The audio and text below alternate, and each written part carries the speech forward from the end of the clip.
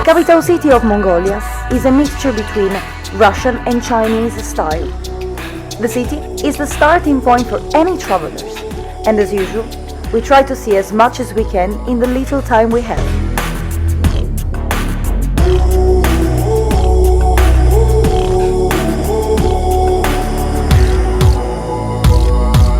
We're now at the Black Market, the most famous market in Ulaanbaatar.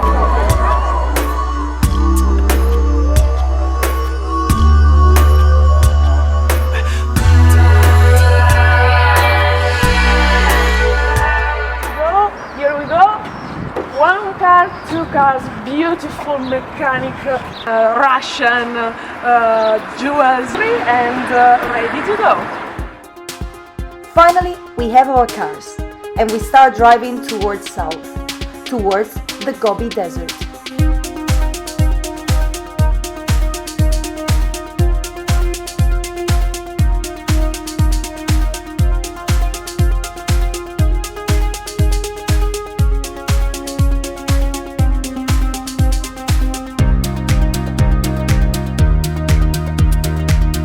Everything turns yellow, yellow like the flat landscape that is going to surround us for the next few days.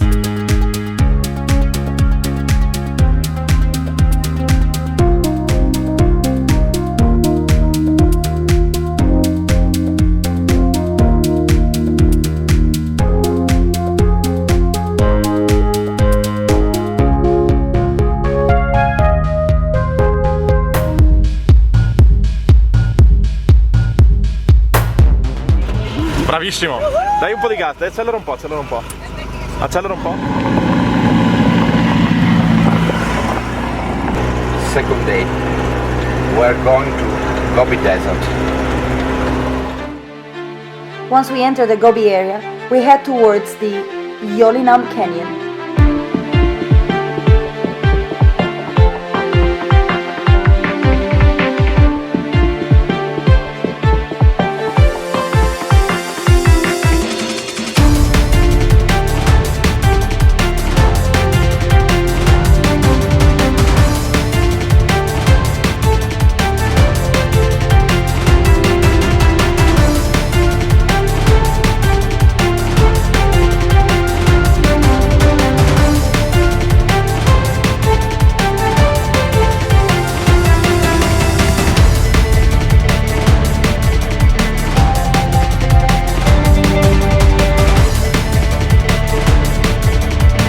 We walk along the small river and we enjoy ourselves jumping from one shore to the other.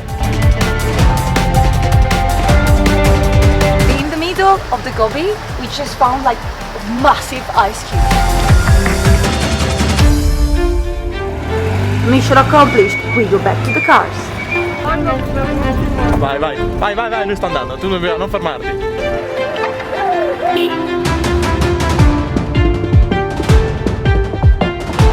The Gobi is the second largest desert in the world, and it's not only sand dunes, but also mountains and dry lands.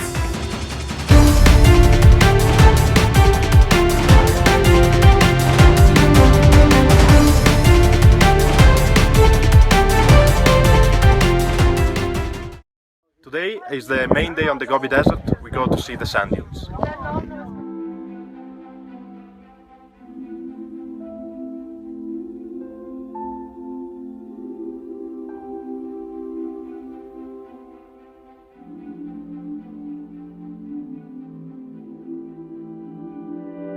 Are here where the sand dunes are, and we will try to climb them. So let's give it a go.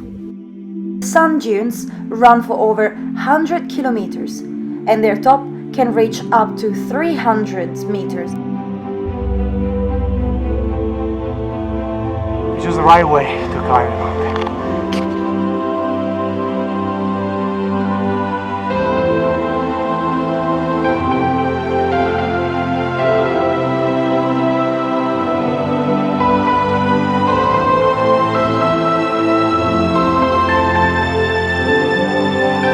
Unfortunately, it's a very grey and rainy day. But while we're reaching up the top of the dunes, the sky clears up and the sun appears. It appears and he colors the sand dunes in gold.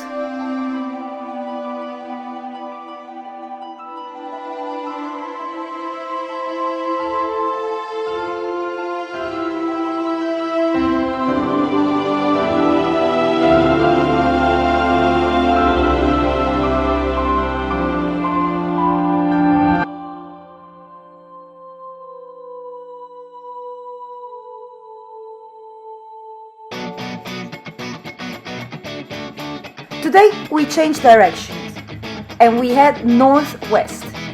We constantly off roads and of course we started having some troubles with the cars.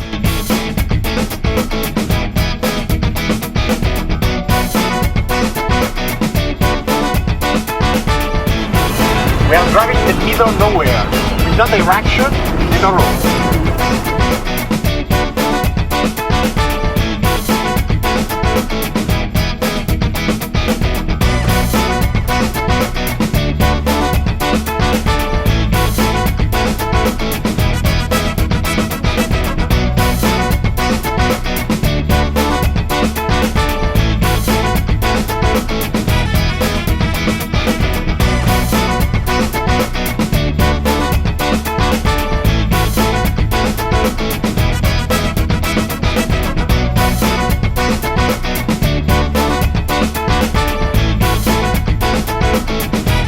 Today to the Orcon Valley, we're gonna pass through two high mountain passes and we're gonna see the Orcon Valley. Pass by, right? No, but I went late. No, we only...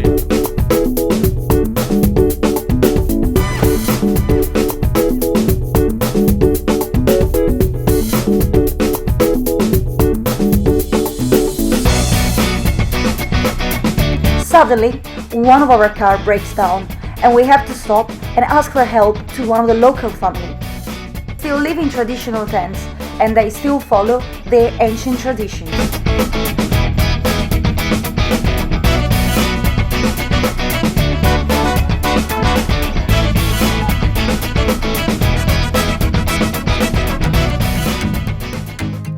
This gives us the opportunity to experience the famous Mongolian hospitality and visit a traditional tent. The yurt has been the center of Mongolian families for more than 3,000 years. mozzarella questa. Someone like around 10,000 euros. Oh, really? Wow, yes, trust.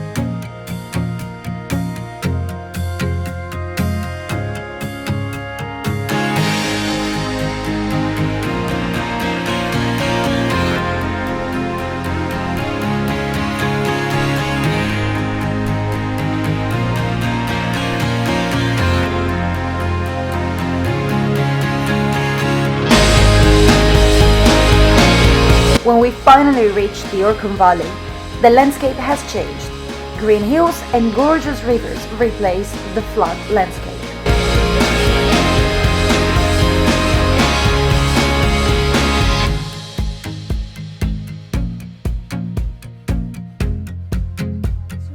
This is a girl, only real Mongolian typical house.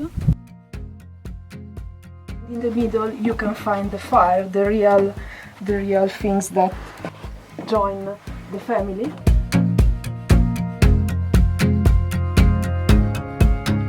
Today is an important day. We are in the middle of our journey and we are going to see what is left of the old Mongol capital of Karakorum.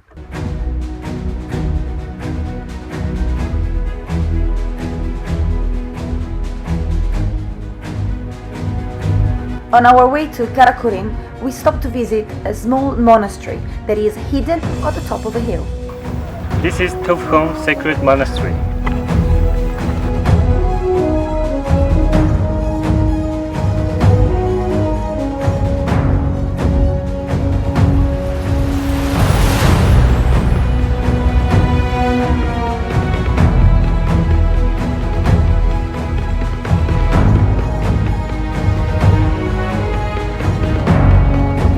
This is what is left from the ancient Mongol Empire, Karakorum, and it was destroyed in 1500, and then they used basically all the ruins to build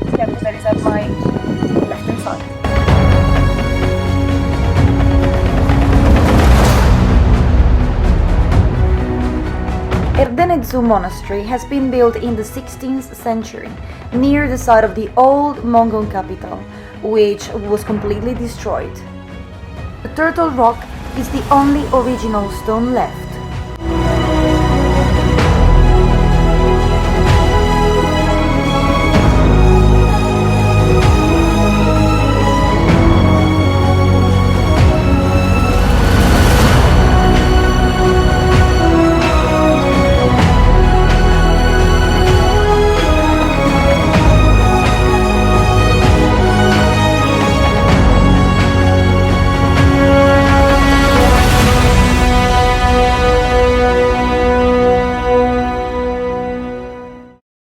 Good morning! Today we're going to, keep going on the north and we'll pass by the White Lake.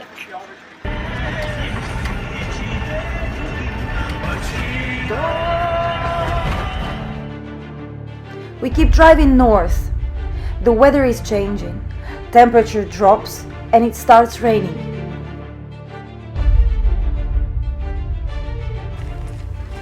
The colors of the volcanic crater are definitely matching this miserable day. Freddo. Bellissimo ed è una buona scusa per mangiare.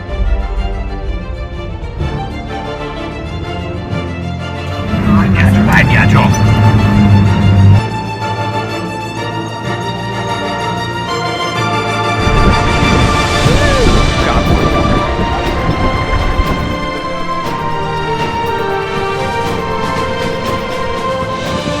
We're at the White Lake now. We have a technical problem.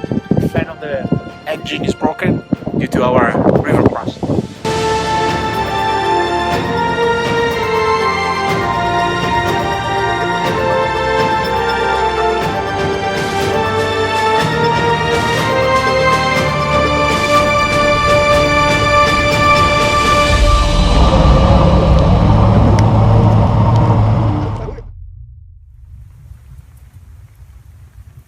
Okay, finally the day is ended. So now finally we got to the camp. It's 2 a.m. in the morning. The only thing we want to do is just go to sleep. And here we go. We spent the night crossing rivers, going through snowstorms, and now we are here direction to Lake Kosvogol.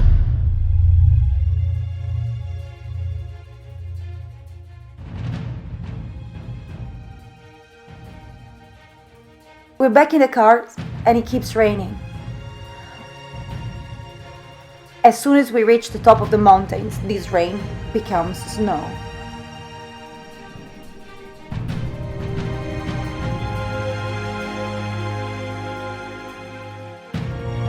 With our winter equipment, we spend more than 4 hours stuck on a mountain pass.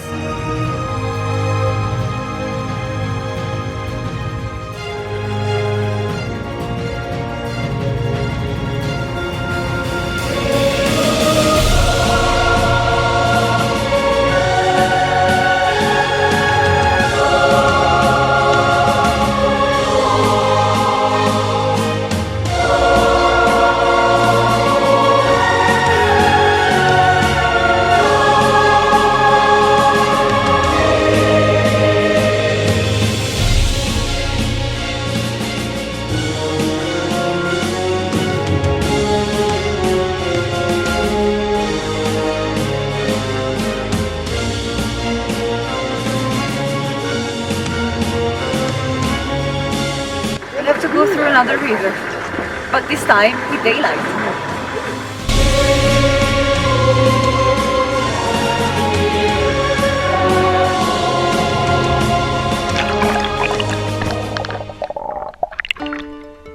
After almost 12 hours of non-stop driving, we finally reached the Kosvogol Lake. We're now in the north, near the Russian border.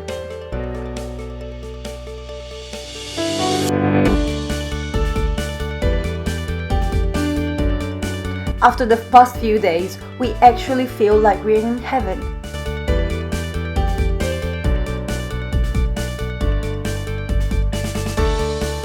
Beautiful sunny day on Lake Kosvogol, and the kids here are playing. The lake contains 2% of the total still water in the world and is one of the favorite holiday places for the locals. We finally have some time for ourselves. Some of us take a boat, some prefer horse riding, and someone decides to swim in the freezing water.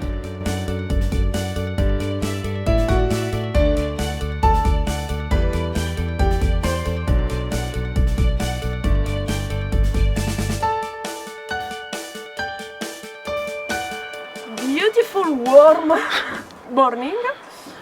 We are now leaving the lake Osgol towards our trip back to Ulaanbaatar.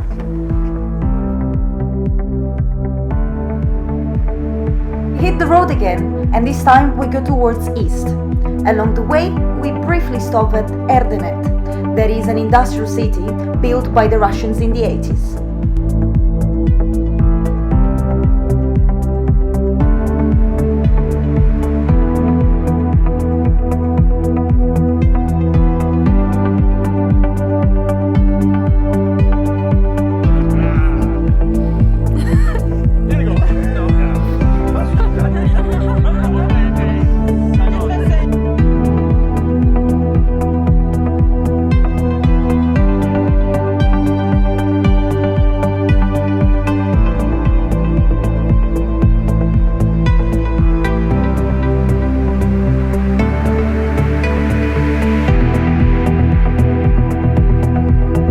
In Erdenet, a typical industrial city in Mongolia. You can see a typical Russian industry, similar to an Holocaust nuclear.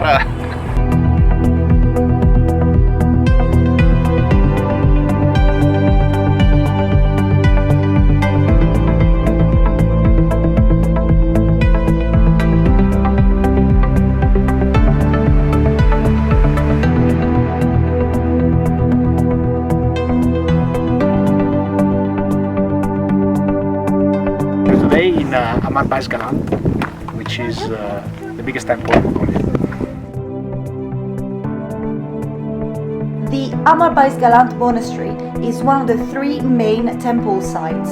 It was built by the Manchu Emperor in the 17th century and it survived the Russian devastation after the Second World War.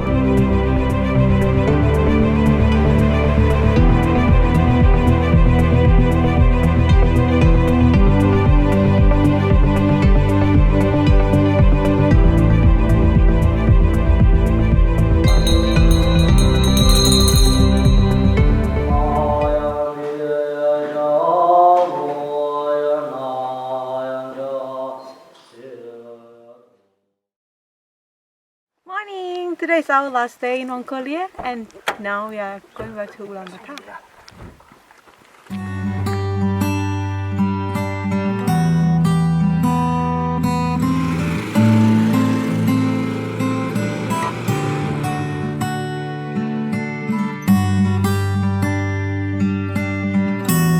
We're now at the end of our trip and we go back to Ulaanbaatar. We enter the city from north this time, and while we're crossing the city, we are amazed by the number of buildings and houses under construction. It feels like a traditionally nomadic population is now keen to settle down.